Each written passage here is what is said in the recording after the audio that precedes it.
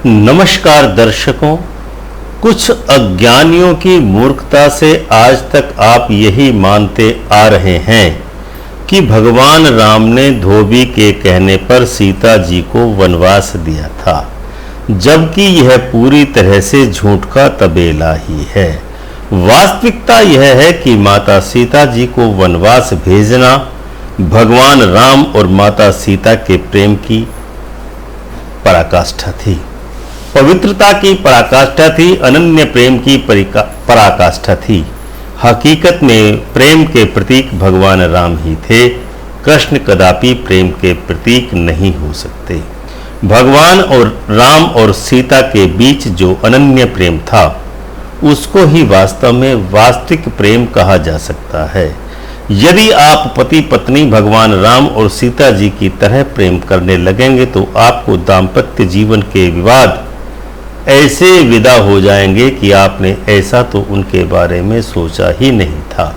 क्योंकि जहां तक पति पत्नी के बीच विवाद की उत्पत्ति की बात है, तो यह जान लीजिए कि उनमें प्रेम है ही नहीं।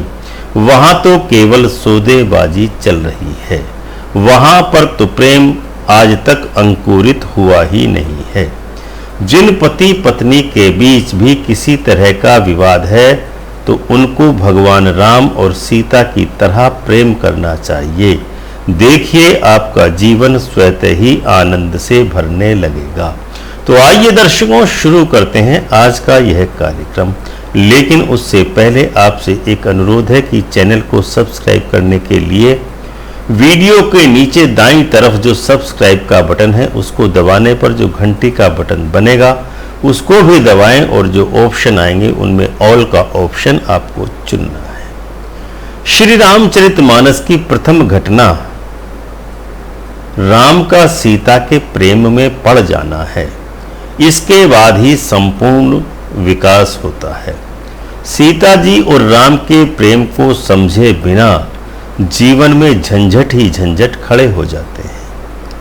मेरे पास एक पंडित जी का आगमन हुआ। आते ही कहने लगे कि मैं कृष्ण का भक्त हूं, राम का भक्त नहीं। केवल पंडित ही ऐसा कर सकते हैं कि राम के भक्त हों तो कृष्ण के विरोधी हो जाते हैं, और कृष्ण के भक्त हों तो राम के विरोधी हो जाते हैं। क्योंकि पंडित के पास तर्कशीलता है, जिसके कारण वह पक्ष और विपक्ष में ही रहेगा हमेशा।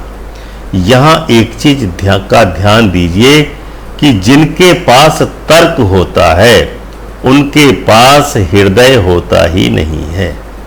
जो यह जान सके, समझ सके कि राम और कृष्ण दो अलग अलग व्यक्तित्व हैं ही नहीं, वे दोनों तो एक ही हैं, अद्वैत हैं।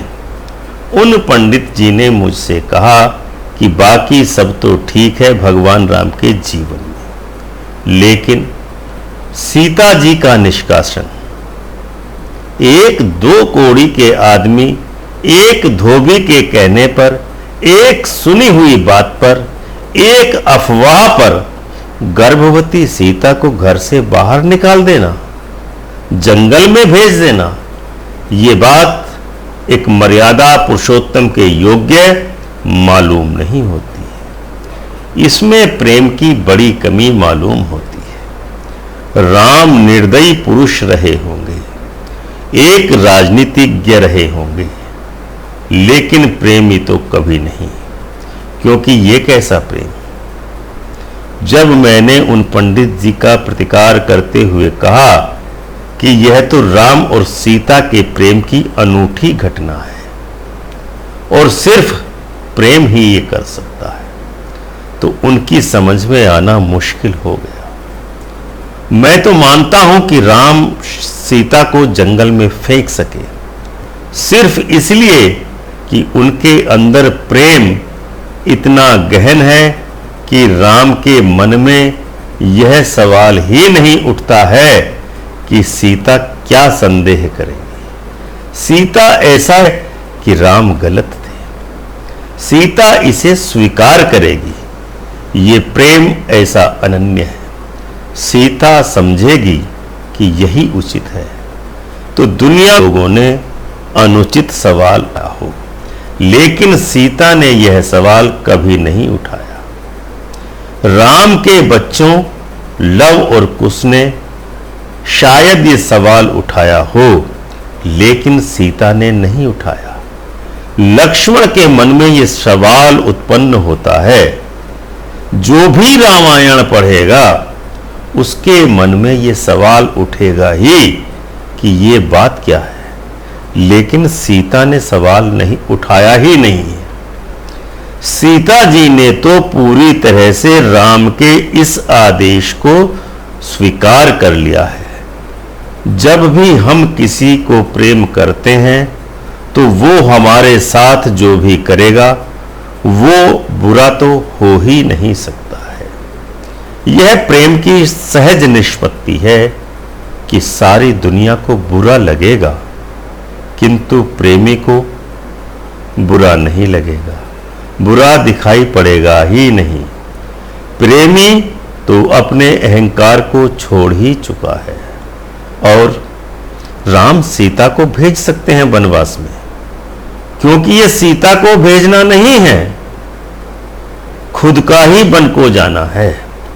क्योंकि दोनों के बीच भेद इतना भी नहीं रहा कि जब हम दूसरों को कष्ट दे रहे हैं तो विचार उठता है, लेकिन अपने को ही त्याग या कष्ट में ले कर जा रहे हैं तो फिर विचार करने की आवश्यकता ही नहीं है। सीता इतनी ही अपनी है राम को कि छोड़ने में उनको ये विचार ही नहीं उठा कि कुछ अनुचित हो रहा है। जैसे खुद एक दिन पिता के कहने पर जंगल चले गए थे, वैसे ही सीता जी भी जंगल चली जाती हैं। जहां प्रेम है वहां पर प्रश्न उठ ही नहीं सकता।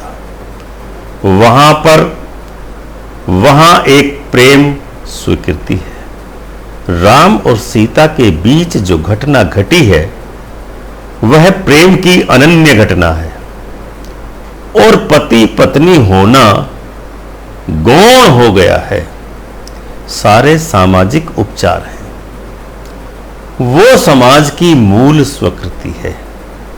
सीता के मन में दूसरे पुरुष का सवाल ही नहीं उठेगा। जहां पर प्रेम की कमी है वहीं पर दूसरे का सवाल उठता है। राम के मन में दूसरी स्त्री का प्रश्न ही नहीं उठेगा। जहां पर प्रेम की कमी है, जहां पर तृप्ति नहीं है, अर्थात अतृप्ति है, वहीं पर दूसरा हमें आकर्षित करता है। प्रेम तो एक अद्वैत है, जहां पर दूसरे का कोई सवाल ही नहीं है। जिस दिन भी आप किसी के प्रेम में पड़ गए, उस दिन ही सारी स्त्रियां उसी एक स्त्री में समा गई। सारे पुरुष उस पुरुष में ही समा गए। फिर वो स्त्री प्रकृति है, आपका पुरुष पुरुष है, और ये सारा जगत कहीं पर खो गया है।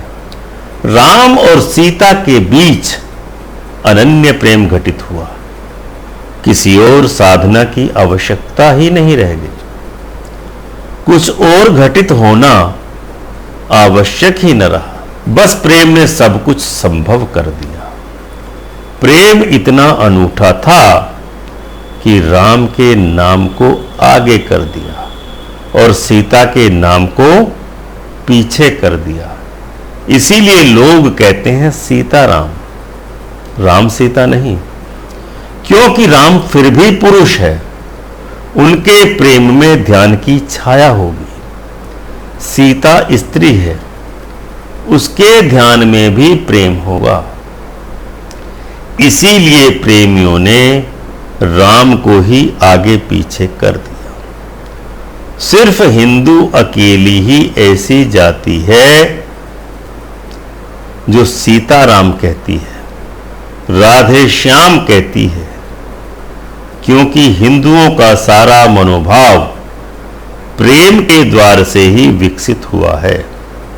यहां पर ध्यानी भी हुए हैं, लेकिन ध्यानी हिंदू धारा के बाहर पड़ गए। हिंदू धारा का मूल सूत्र प्रेम है। तो बुद्ध भी यहां पर हुए, महावीर भी यहीं हुए, पतंजलि भी यहीं हुए, लेकिन वो हिंदू धारा के बाहर फिक गए। वो मूल स्रोत नहीं बन सके। वो इस परंपरा की प्रमुख धारा नहीं है। आनुषांगिक छोटे छोटे झरने हैं जो इसके साथ तो बह रहे हैं,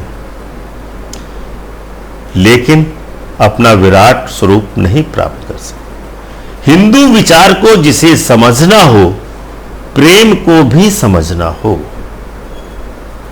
ऐसा जरूरी है। जो राम और सीता के बीच घटित हुआ, वह आपके और किसी और के बीच भी घट सकता है। बस आपने ये न सोचना कि कहां खोजे राम को और कहां खोजे सीता का, और अब ये मिलना कहां पर होगा। अगर आपने ऐसा सोचा तो आप शुरू से ही गलत तर्क में पड़ चुके हैं। असल में आप जब भी किसी को प्रेम करेंगे तो वहीं पर आपको सीता मिल जाएगी। जब भी आप किसी को प्रेम करेंगे तो वहीं पर आपको राम भी मिल जाएंगे, क्योंकि कोई भी प्रेमी या प्रेयसी इससे कम में तो राजी हो ही नहीं सकता कि वह अपने प्रेमी या प्रेयसी को राम या सीता के रूप में देखे। तो दर्शकों, यह था हमारा आज का कार्यक्रम। उम्मीद है आपको अवश्य ही पसंद आया होगा। कमेंट करके हमें अवश्य ही अपनी राय से अवगत कराएं। ओम श्री माधवाय नमः।